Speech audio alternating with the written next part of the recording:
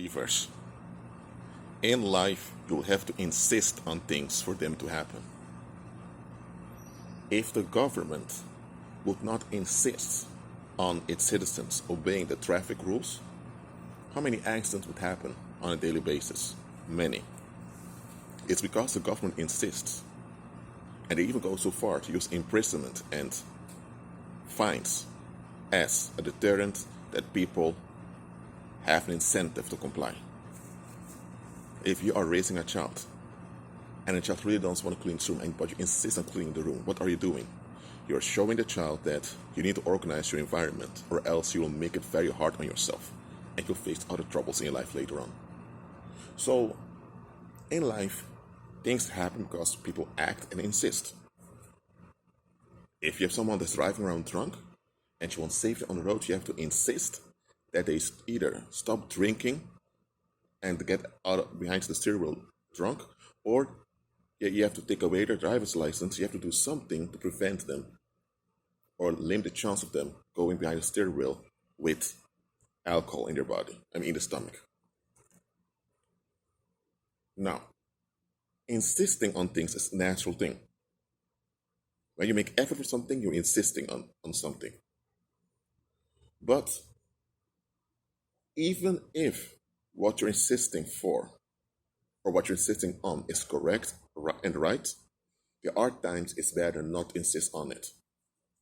For example, let's say you're in a bus and there's someone blasting music out of his speakers of his mobile phone.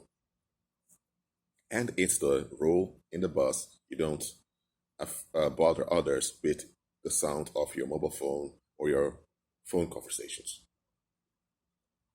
And it's just a point of public decency that you consider others. So you think, you know what, I'm fed up with this, I've paid for this bus ride, so I deserve to be at ease, and you want to open your mouth and insist on an individual putting out the phone. Right when you're about to do it, you feel danger in your body. And you look at the individual, and the individual doesn't appear dangerous. It's a very thin individual. So you think this individual can't even fight properly because you don't even have a lot of body mass. And for some reason, you listen to your intuition and you don't say anything about it. After 20 minutes, the individual left the bus. A week later, you read a newspaper that someone lost his mind and literally killed 5 people in a fight. And then you look at the picture of the suspect and you think, what? That guy with those weak muscles, with that thin figure, he killed 5 people when he became aggressive. And then you read further in the newspaper that he had a history of mental issues and a history of feeling threatened, and that he was likely severely abused as a child. Now, the victimization he went through as a child is not an excuse for him to not record arts in public, but that's not the case. That individual was escalating. So when you thought, okay, I'm going to address this issue, you would have triggered the delusion of fright in that individual, and he would have lost it on that bus, and it would have harmed you and everyone around. So what you want to insist on was right, but it was better not to do it. And that's something a lot of believers need to learn. There are things that are correct and right, but it's better to let it go. Too often we insist on what's right instead of embracing what's best. Okay, so let's say another example. You have a neighborhood and you have some people begin to talk bad about one individual. There is one individual who lives there with his wife, and people can talk bad about him, begin to exclude him, begin to treat him badly. And you realize, hold on a minute, you don't treat people like this. And you end up addressing everyone around on their behavior, thinking, what is it for BS? We're grown people, right? We're adults. Why do you guys behave like that?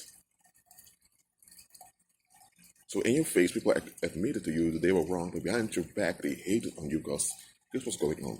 Those people didn't want to face things in life. If you would examine them carefully, oh, I won't use the word careful, if you would examine them watchfully, you would realize that they all have issues going on that they don't want to face about themselves, about the environment, and they just need an outlet to be relieved. Now, it's wrong for them to target that man, to scapegoat that man and his wife because they don't want to face things, but that's what they were doing. You insisted on them doing what's right, so face themselves. But by you doing that, you triggered anger in them. They should do anything wrong? No, they're wrong. And they don't want to admit they're wrong. So when you point out they're wrong, they felt triggered, they felt attacked, and now they're plotting to take your life.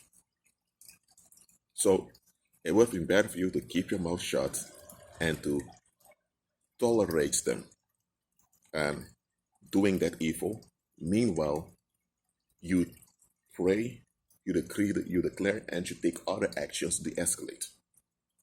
Sometimes it's better to operate quietly and not to confront people or to confront situations openly. Let's say now that someone that is was killed in a neighborhood. A woman went missing and she was killed. Everyone is that hears about it is upset of how this woman died. And they're all upset in finding the perpetrator. But then you find out, hold on a minute, this perpetrator is not an evil guy. He's just someone who mentally broke down and thought he was in danger, and he attacked thinking he was being chased. So this man did not intend to harm anyone, but eventually the escalation led to someone dying. So even a court says that the guy cannot be held accountable for this because he wasn't himself. So they put him in a psychiatric ward to treat him. But then you begin to ask, hold on a minute, how did this guy end up mentally breaking down like that? You figure out that just a year ago, the guy was a manager at a local bank, everything was going well.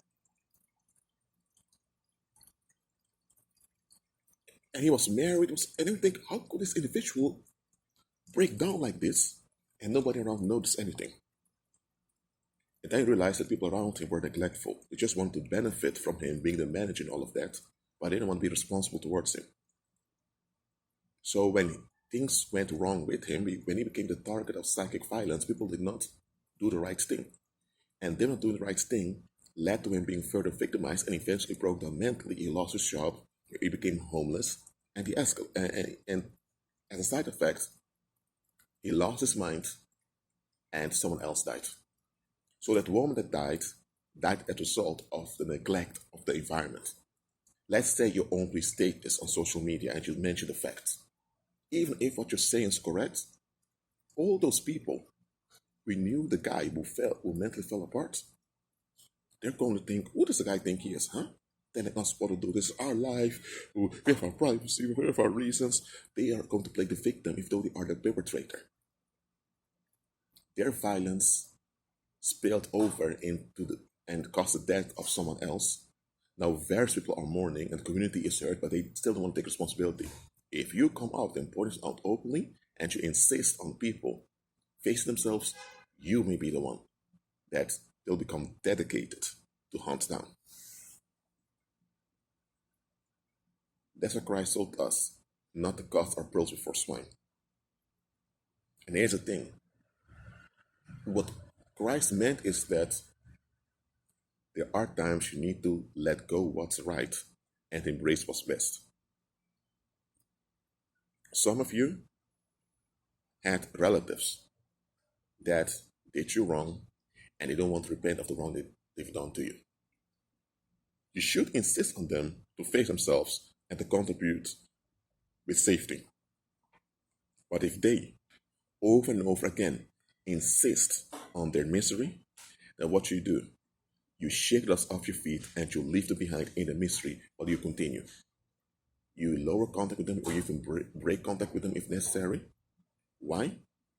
Here's the thing, they have no right to be miserable and they have no right in insisting on that misery because it harms both them and those around them, and they have absolutely no right to blame someone else for the misery they insist in. So they will get fed up with you correcting them and put them in their place that they need to change. If they become fed up with you, because you point out to them what they should be doing, they're going to blame you for the misery they are in, even though the misery is all their own doing. So some will pretend as if they've changed just to shut you up, and then they'll blame you for having to do something they didn't want to do, and then they'll attack you. Are you correct on insisting that they should change the race? Yes. But God is saying, okay, if they insist on being self-destructive, and if the environment even supports them being self-destructive, shake those off your feet. Nobody can blame you. The blame is on the perpetrator as well as the community that enables the perpetrator. Am I saying you should never address things? You should address things. Am I saying you should never insist on stuff? You should. But there are times you need to reflect and see what the situation is. Some people are just bad. You have bad people around. Not everyone of the human species is good. Not everyone of this species of ours want to be good. With good, I mean wanting the best for themselves and others. Despite being born in a fallen state, there are many human beings who want the best for themselves and others, and that's an honorable natural trait.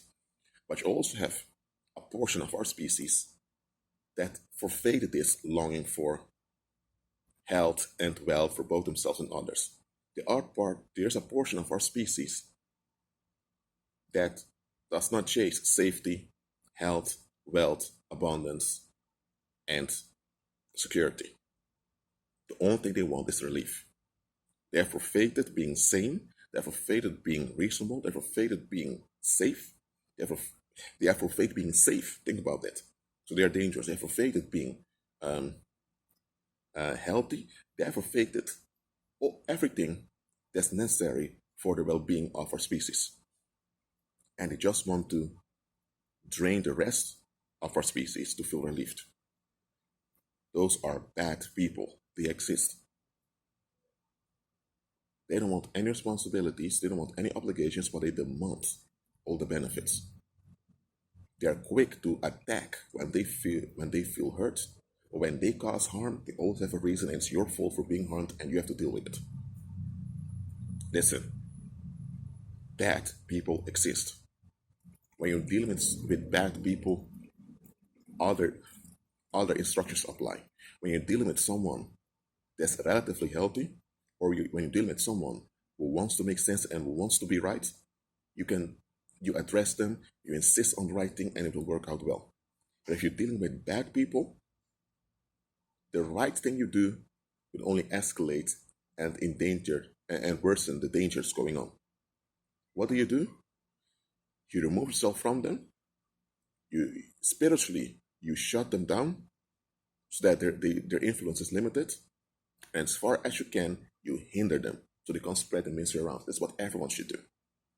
But what happens in the world? Bad people are enabled.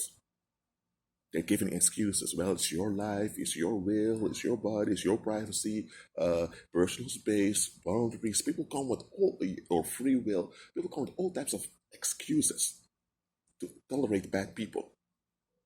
Because they know once you address bad people and insist on them doing what's right and what's correct, they'll play the victim and they escalate like wild swine, attacking everyone around them. They'll become suicidal and they'll bring everyone with them. That's how bad people are. So the world doesn't want to risk this, so they tolerate bad people to some extent. Yes, there are prisons, and just in case someone that's bad goes way out of line. But the world in general tolerates bad people, and when the victims speak out, the victims are blamed as if they're the bad ones. But if you're not near the victim nor the perpetrator, but just point out, hold on a minute, what's going on here? Oh dear, they want you dead because you disturb the relief and the ease, let's quote unquote, happiness of the community. You should insist on things, but there are sometimes just let go what's right and embrace what's best. Be at peace.